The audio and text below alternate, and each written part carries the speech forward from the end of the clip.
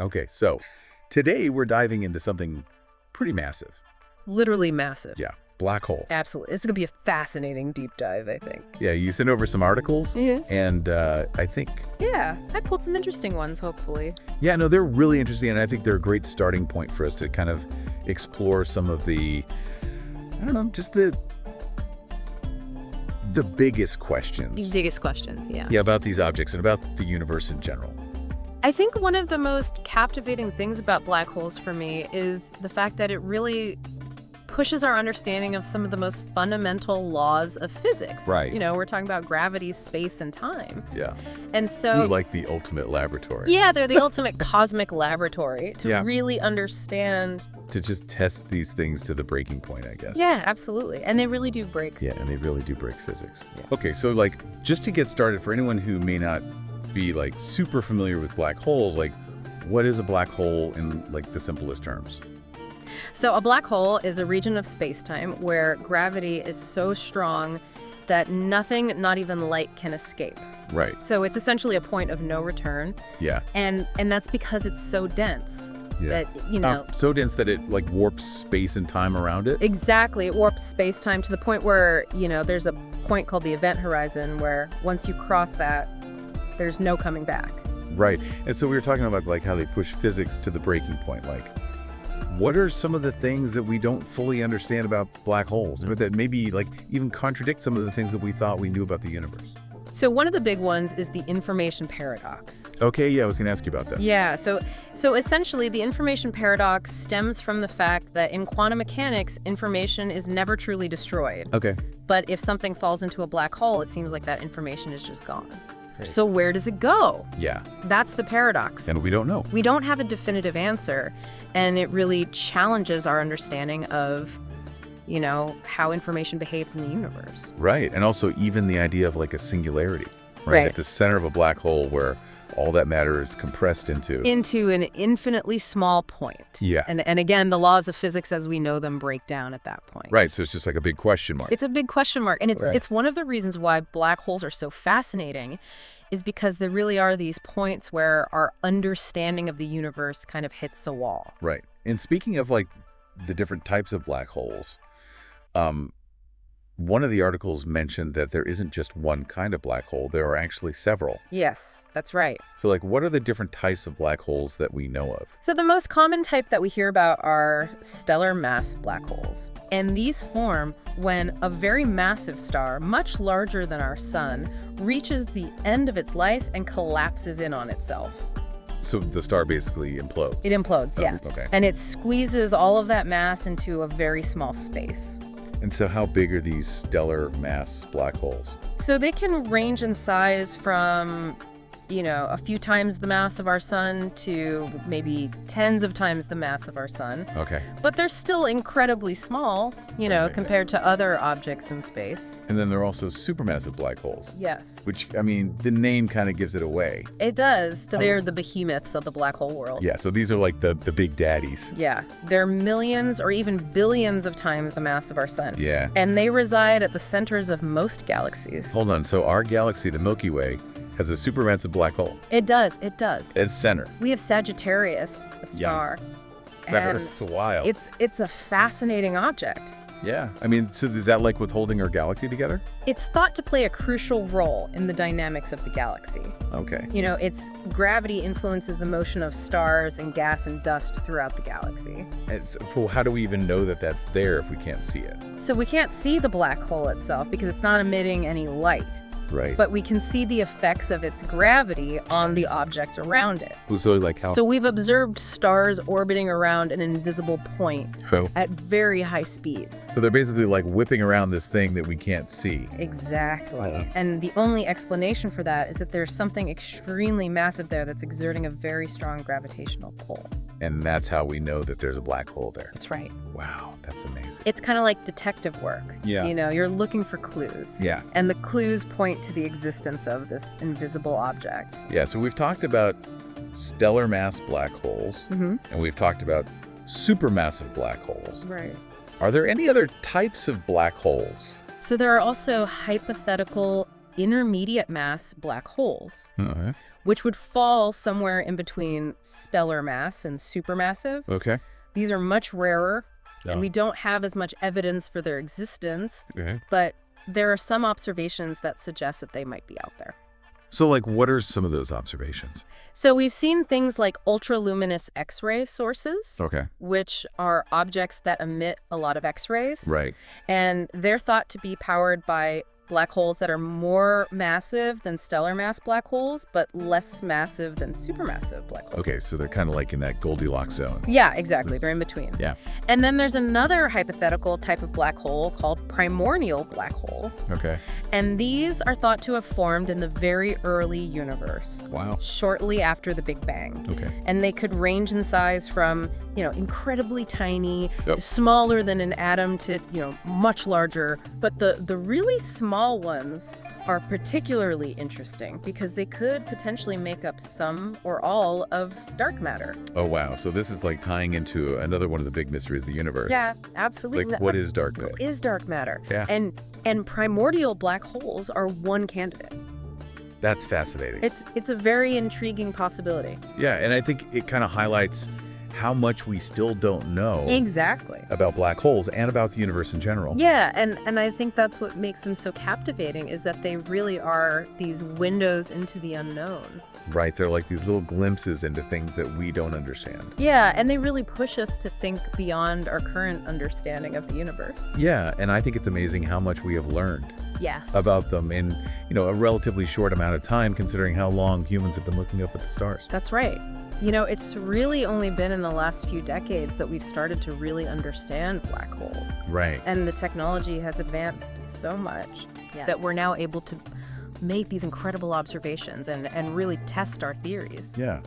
And speaking of observations, one of the things that really blew my mind when I was reading these articles was the first ever image of a black hole Yes. that was captured by the Event Horizon Telescope. The Event Horizon Telescope, a groundbreaking achievement. I mean, it was like all over the news. It was like a huge deal. It is a huge deal. And I remember seeing that image and just being like, how is this even possible? Right. Like, we can't see light from a black hole. So the Event Horizon Telescope isn't actually seeing the black hole itself. Okay. It's seeing the shadow of the black hole Okay. against the background of the glowing gas and dust that's orbiting around it. So it's kind of like a silhouette. Exactly. It's like a silhouette. Okay. And the reason why we see that shadow is because the black hole's gravity is so strong that it's bending the light Right. that's passing by it.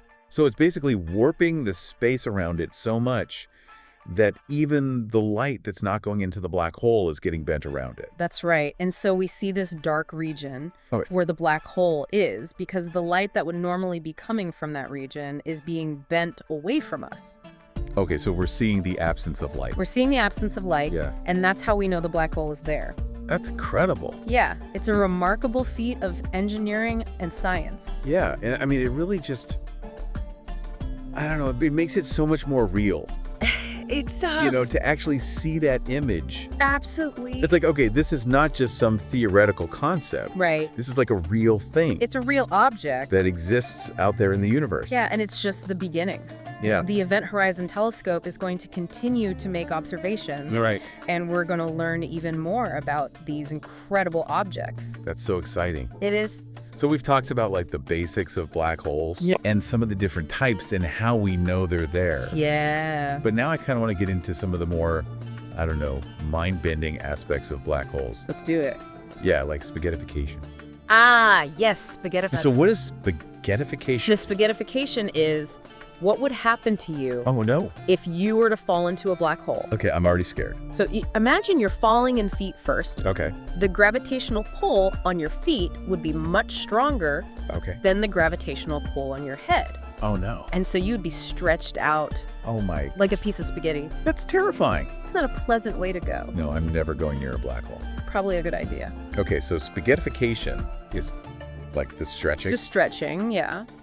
But then there's also like the whole idea of like time dilation Right. near black hole. So time dilation is another one of those mind-bending consequences of Einstein's theory of general relativity. Okay. And it essentially means that time passes differently. in different gravitational fields. So like the stronger the gravity, The slower time passes. the slower time passes. Relative to someone who's in a weaker gravitational field. Okay, so if I was like near a black hole, Yes. time would be moving slower for me than for someone who's like, here on Earth. That's right. That's wild. Yeah. So it's like literally time travel. In a way it is. You're experiencing time differently Yeah. than someone else. That's all because of the intense gravity. Exactly. Wow. It's pretty mind-boggling. It is mind-boggling. Yeah. I mean, I think we could talk about black holes for hours We could. and not even scratch the surface. Absolutely. But I think this is a good starting point It for our deep dive. And Yeah. we'll definitely be exploring a lot more of these concepts. I'm looking forward to it. Yeah, me too. Yeah. In the next parts of this series. Absolutely. So I'm excited to keep learning about these amazing objects. Me too. They really are amazing. Yeah, they're truly remarkable. So I guess until next time, Until next time. we'll keep exploring the universe. That's good to me. Awesome. Okay. All right, thanks. We're gone. Oh. Okay. Okay, so we've talked about like the different types of black holes and how we observe them. But one of the things that I was reading about that I found really fascinating was that black holes can actually spin. Yes, that's right. Black holes can spin, and in fact, most, if not all, black holes are thought to be spinning. And so, like, what does that mean for a black hole to spin? Like, how does that affect the space around it? Well, it has some pretty mind-bending effects. The spin of a black hole actually drags space-time along with it. Okay, wait, so space-time itself is like twisting around the black hole. Exactly. It creates this region around the black hole called the ergosphere, where space-time is so warped that it's impossible to stand still even if you were traveling at the speed of light. So if I were like in a spaceship in the ergosphere, I wouldn't be able to just like park there. No, you'd be constantly dragged along in the direction of the black hole's spin. Wow, that's wild. It is, and what's even more interesting is that you can actually extract energy from a spinning black hole. Wait, how is that possible? Isn't the whole point of a black hole that nothing can escape? Well, not quite. There's a theoretical process called the Penrose process, where you could essentially drop an object into the ergosphere and have it split into one part falls into the black hole while the other escapes. And because it's interacting with the black hole's spin, it can actually gain energy from the black hole. So you're saying we could potentially harness the power of a black hole? In theory, yes, but it would be incredibly difficult and dangerous in practice. Yeah, I think I'll leave that to the experts. Probably a good idea. Okay, so spinning black holes, they warp space-time. They can potentially give us energy. Are there any other crazy things that happen around them? Well, remember those gravitational waves we talked about earlier? Yeah, the ripples in space-time. Exactly. Those are created when massive objects like black holes collide.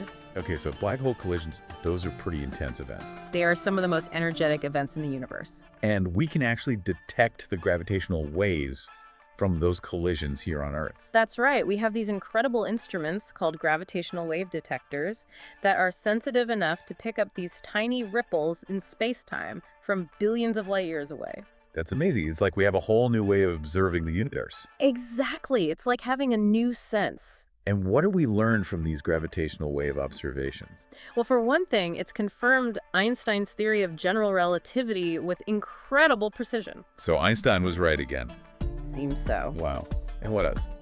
We've also learned a lot about the properties of black holes themselves, their masses, their spins, and how they merge together. So we're basically piecing together the puzzle of black holes. That's a great way to put it. Each new observation gives us another piece of the puzzle. I love that analogy. So we've got spinning black holes, we've got colliding black holes. Is there anything else that I should be worried about if I'm hanging out near one?